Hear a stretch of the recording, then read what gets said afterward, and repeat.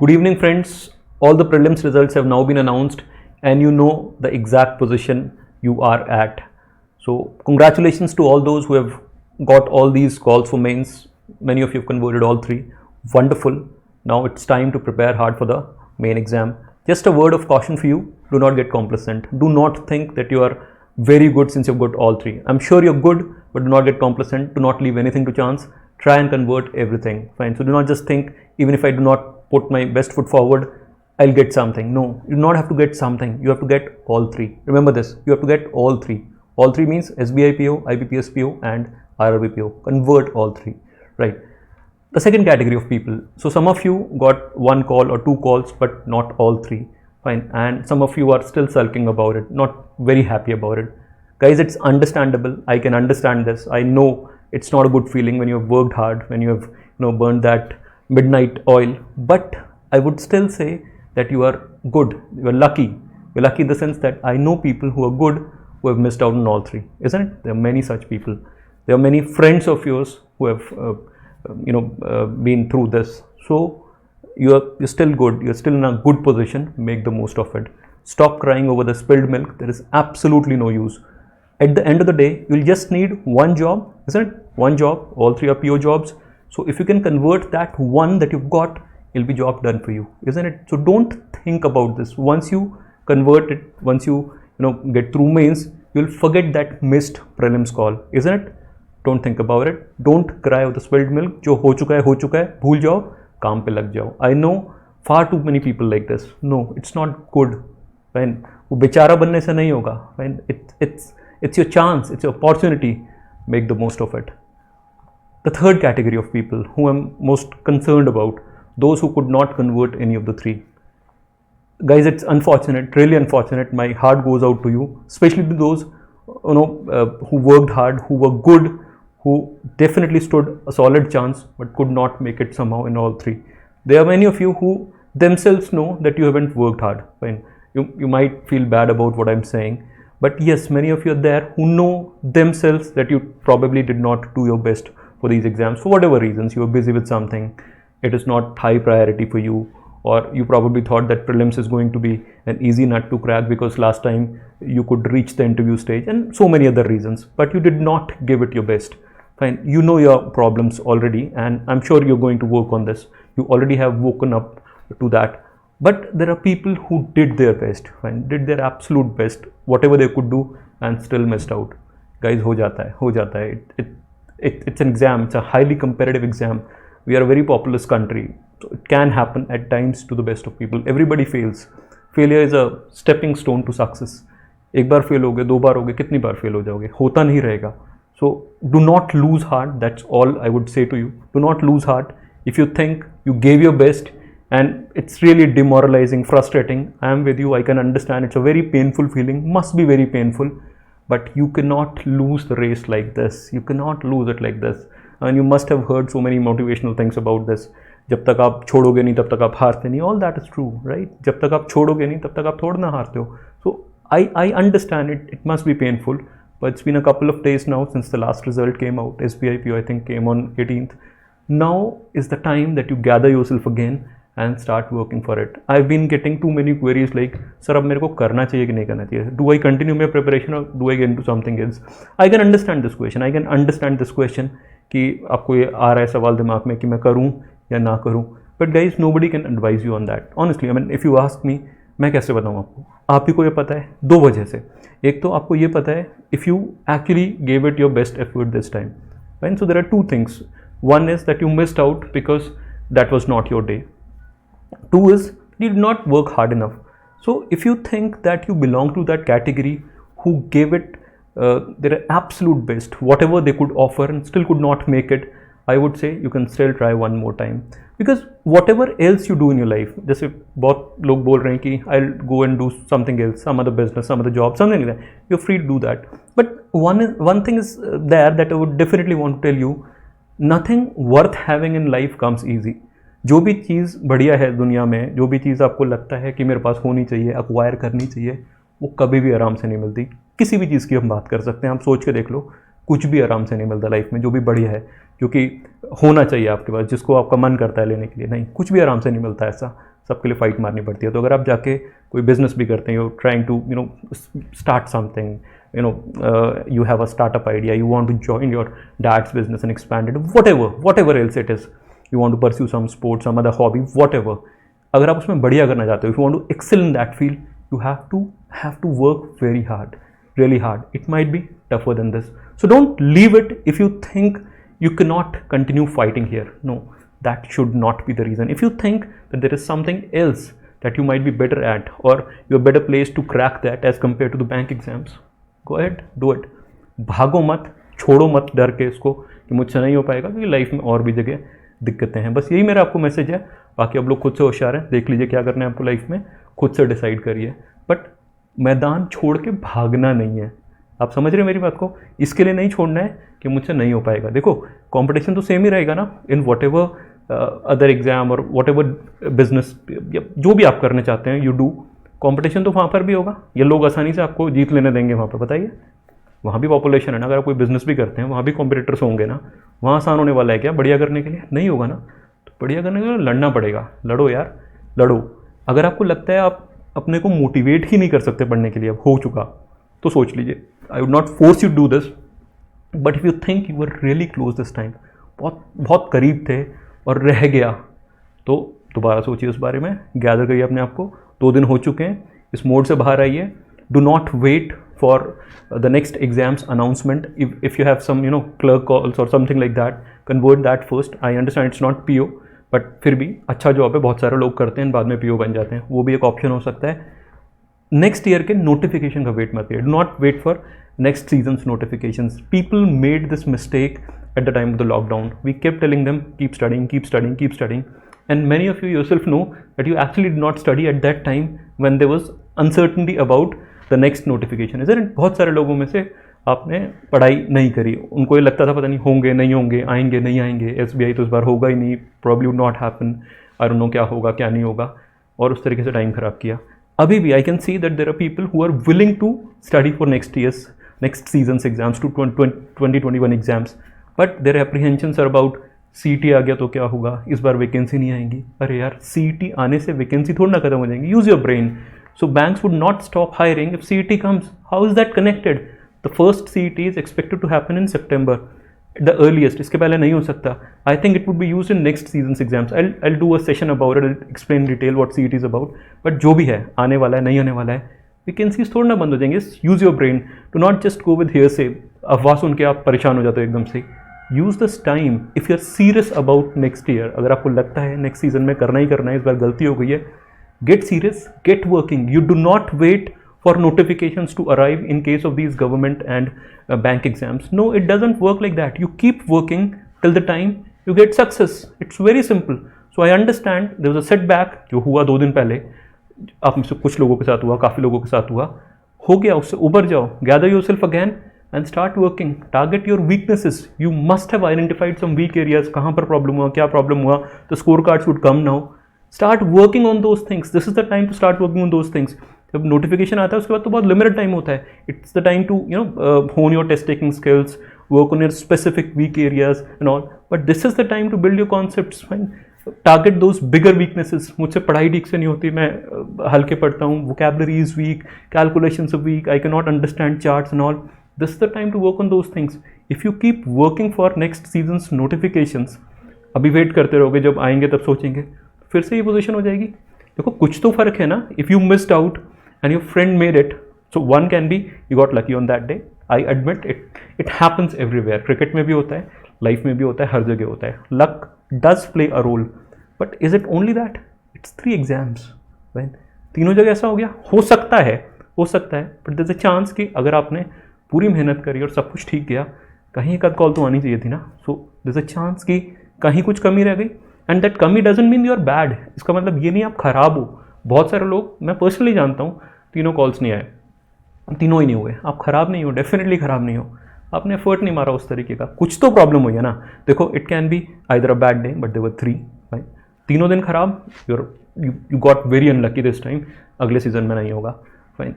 और if you are somebody who thinks that you belong to that league, you are good enough, but somehow could not concentrate for these 3 exams this time, दूसरा problem हो सकता है या तीसरा हो सकता है कि आपने कभी उस लीग में आप पहुंच ही नहीं पाए, मतलब you are away from it probably because of the lack of guidance और लैक ऑफ प्रिपरेशन और लैक ऑफ टाइम और whatever, I don't know, but there is something that has happened.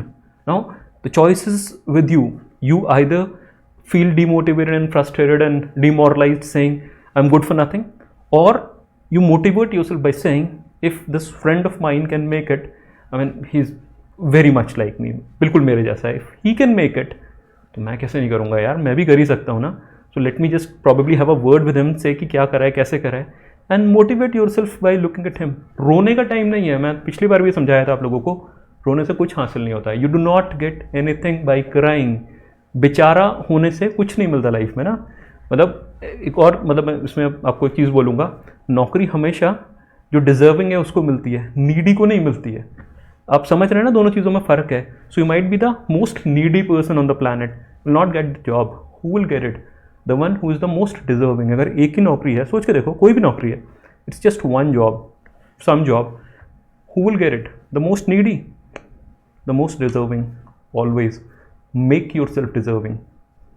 Time गया नहीं है बहुत सारा time है, आने वाला है, कुछ फ़र्क नहीं पड़ा है. You might feel I am 24, अब कब होगा, my friend became a PO at 21, he is 2 years into the job. ऐसी फीलिंग्स आती है ना, सबको आती हैं, मुझे भी आती थी उस समय जब मैं स्टूडेंट था, कि he is so far ahead of me. ऐसा कुछ नहीं होता है यार, ऐसा कुछ नहीं होता है. सबका टाइम आता है, सबका अलग अलग टाइम पे टाइम आता है. चलो आपको एग्जाम्पल देता हूँ, आज क्रिकेट से हट के देता हूँ, क्रिकेट पे बाद में आते हैं. 20th January आज, what is it? It's presidential inauguration in the United States. आप समझते हैं क्या होता है? So the new president, Joe Biden, would be sworn in today as the 46th president of the United States. He is 78 years. 78 years, the oldest president in the history of the country.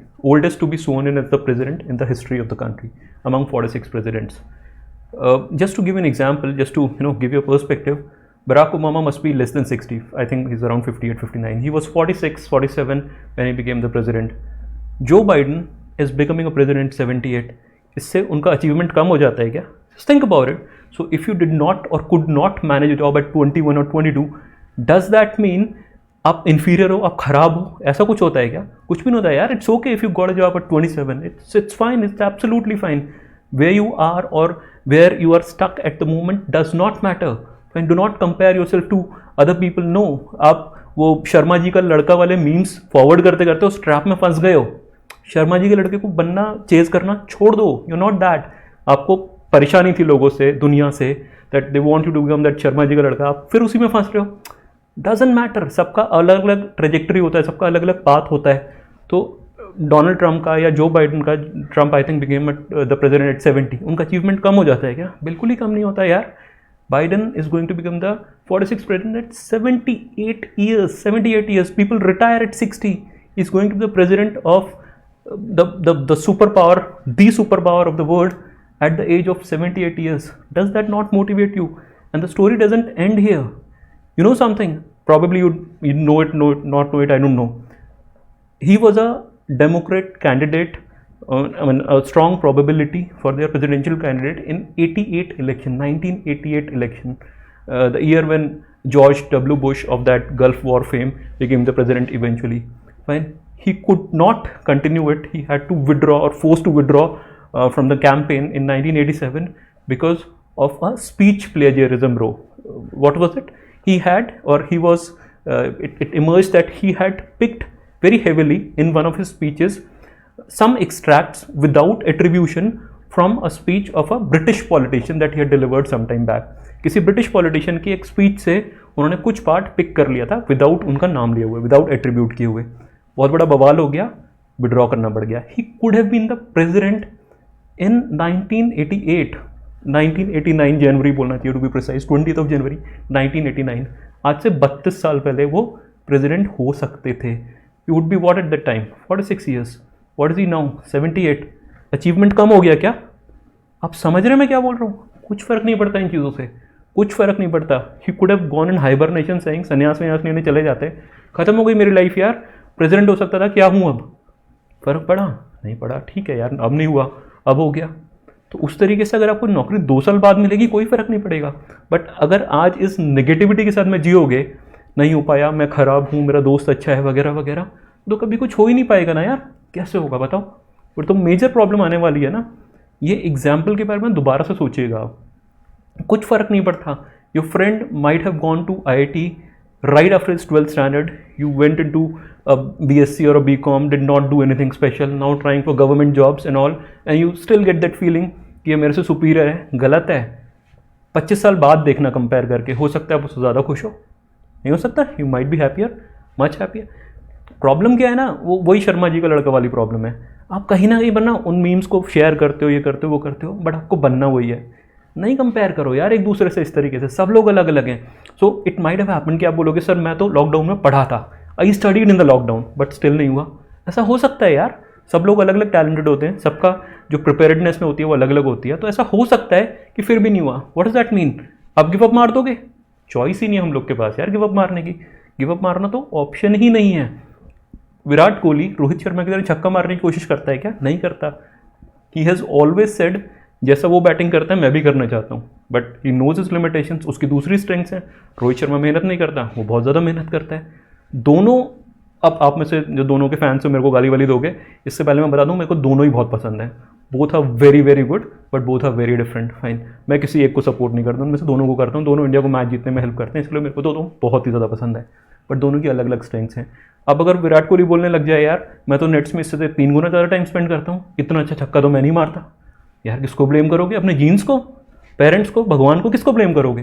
कुछ नहीं करना यार। जो भी आपके पास है, whatever is there with you, work with it and make it work for you.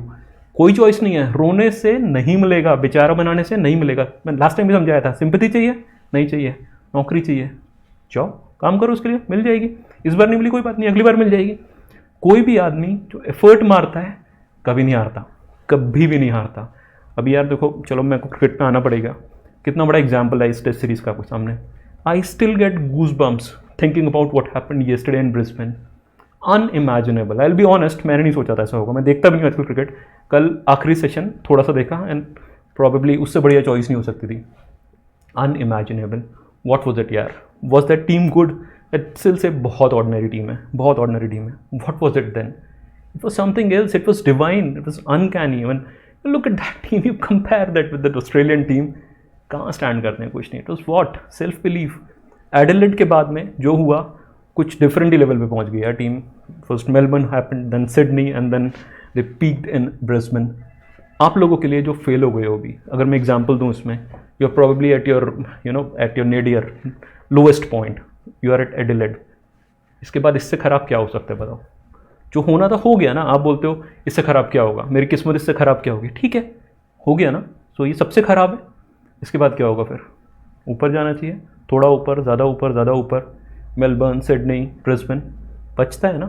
कुछ लोग अभी सिडनी पे हैं या कुछ लोग अभी मेलबर्न पे हैं, इन लोगों के कॉल वॉल आ गए हैं। ठीक है यार, ब्रिस्बेन उनको भी जाना है। हो सकता है उनमें से कुछ लोग ब्रिस्बेन में फेल कर जाएं, हो सकता है एडिलेड से स्टार्ट करके जीत जाओ। नहीं, अभी कुछ फ़र्क ही नहीं पड़ता। आप बात को समझ नहीं रहे। अभी कुछ फ़र्क ही नहीं पड़ता है। ये तो अभी आप लाइफ के बहुत शुरुआती स्टेज पे हो, बहुत लंबी लाइफ है ना। अभी तो अपनी ज़िंदगी 1/4 1/3 पूरी हुई है, तो इसमें तो अभी कुछ फ़र्क ही नहीं पड़ने वाला। अभी से इसमें क्यों पड़ गए आप रेस वेस के चक्कर में? इंजॉय करो इस फेज़ को यार। एक छोटा सा एग्जाम्पल देता हूँ। ये फाइट ही है ना, एक तरीके की लड़ाई तो है ना ये। जब आप बच्चे थे, ठीक है, अपने पार्क वार्क में इसमें उसमें क्रिकेट खेलने जाते थे, डिड यू एवर थिंक कि आज नहीं खेलने जाऊँगा क्योंकि कल हार गया था? Did you ever think like that? कल हार गया था, उस पड़ोस वाले लड़के ने मेरे को हरा दिया बैडमिंटन में, क्रिकेट में, whatever, I will not go to play today. क्या होता था? इमोशन क्या होता था? आज बताता हूँ इसको मैं। नहीं होता था। तो यार उन लेकर तो आओ ना। अब वो कहाँ चला गया हमारे अंदर? वो प्रेशर में वो सब कुछ खत्म हो गया कि अब मैं वैसे नहीं सोच सकता ना। कल हार गया, अब मैं क्रिकेट खेलना छोड़ दूंगा। सोच के देखो, ये फीलिंग आई थी कभी? कल साइकिल नहीं चला पाया, आज नहीं चलाऊंगा? नहीं आई थी यार। तो करियर में बहुत ज़्यादा डिफरेंट हो जाएगा। और एक और बात है, परेशान होके, दुखी होके, if you feel bad about it, would you do better in life? सोच के देखो। If I stop playing cricket today because that neighbourhood team defeated me yesterday, would I suddenly become better cricketer than them as compare to them after weeks time? नहीं, फिर से match आ जाएगा, मैं फिर से हार जाऊँगा। What is the need? What is the need of the hour? I need to work my skills, I need to strategize, I need to settle my brain first, my mind first, fix that first, go out and try and be victorious tomorrow. Is that not the way? Should that not be the way? ऐसे ही सोचना चाहिए ना। सचिन तेंदुलकर ने अपने पहले 2 ODIs में ducks किए थे, पता है ना आपको। पाकिस्तान में मौका मिला था 0 सेकंड बॉल, आई थिंक वकारियो ने उसने आउट किया था, फिर ड्रॉप कर दिया टीम से, फिर न्यूजीलैंड में मौका मिला, फिर duck second ball same, Shane Thomson caught and bowled, ये थी शुरुआत। He went on to become one of the greatest in the game. ODIs में तो अनपैरेलल्ड है, now it's Virat Kohli and all those things, but 90s and 2000s में there was nobody was even near to Sachin Tendulkar. Look at the start, उस start से उनको कुछ फ़र्क पड़ा? नहीं पड़ा यार। He took it in STRIDE, it goes hand in hand, ये सारी चीज़ें साथ में चलती हैं। ऐसा नहीं है कि अगर एक बार मैं फेल हो गया, 2 बार फेल हो गया तो मैं छोड़ दूंगा। उसी सीरीज़ में, उसी टेस्ट सीरीज़ में वकारियो ने मुंह पे बॉल मार दी थी, कोई हो सकता था डर जाता? नहीं यार, ही कंटिन्यूड प्लेइंग। तो यार बहादुरी तो ज़रूरी है ना, और ये उस बहादुरी का ही पार्ट है।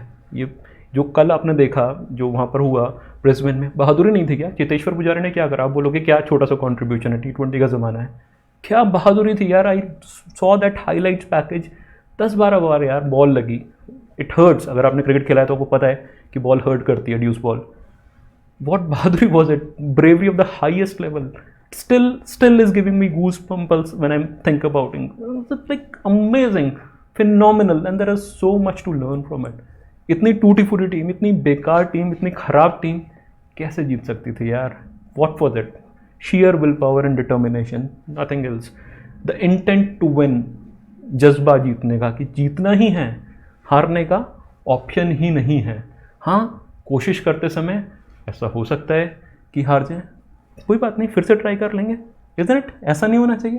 आई मीन इसी पे ही मेरे को वो 2 लाइन याद आती हैं जो मैंने शायद किसी हिंदी फिल्म में बचपन में सुनी होंगी, बट बहुत बढ़िया लगी तो फिर मेरे को याद आ गई।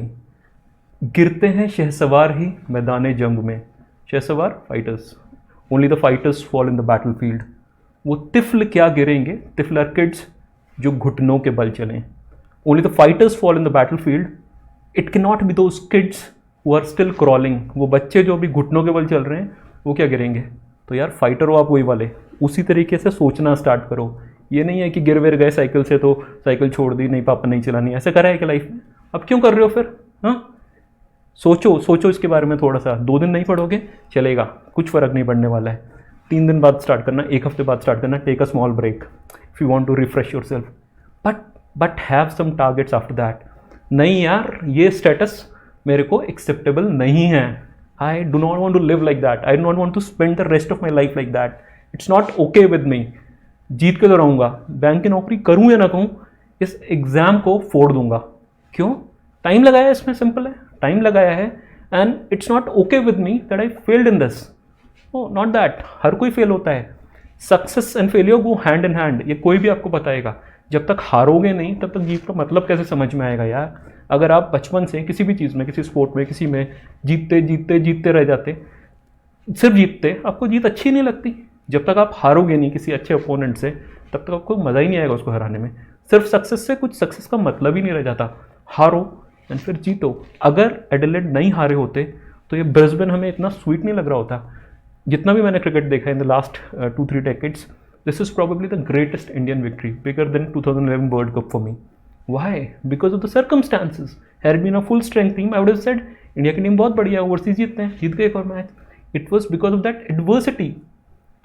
समझ रहे हैं बात को? तो ये एडवर्सिटी है आपके लिए। आप इस एडवर्सिटी को काम करवाइए अपने लिए, मोटिवेट कीजिए अपने आप को, एंड अपने को बताइए that I might go down, but I would not go down without a fight. हार जाऊंगा तो हार जाऊंगा, बट बिना लड़े नहीं हारूंगा। लड़ना स्टार्ट करो दोस्तों, you are fighters, make the most of it. लड़ो अच्छे से एंड जीतोगे। मैंने कोई नहीं देखा जो नहीं जीतता है ऐसे, अगर वो लड़ता रहता है। लड़ना स्टार्ट करो, कल से नया दिन होगा, आज छोड़ दो, नए सिरे से स्टार्ट करो एंड देखो क्या क्या चीज़ें मेरे को इम्प्रूव करनी है। हमेशा वही जज्बा याद रखना बस, कि हार जाऊंगा तो हार जाऊंगा, लेकिन अपनी तरफ से एफर्ट पूरा मारूंगा। कल को ये रिग्रेट नहीं होना चाहिए कि मैंने छोड़ दी कोई चीज़ विदाउट पूरा एफर्ट मारे हुए। कोई भी हो लाइफ में, लड़ना स्टार्ट कर दो, जीत मिलेगी ही मिलेगी। All the best.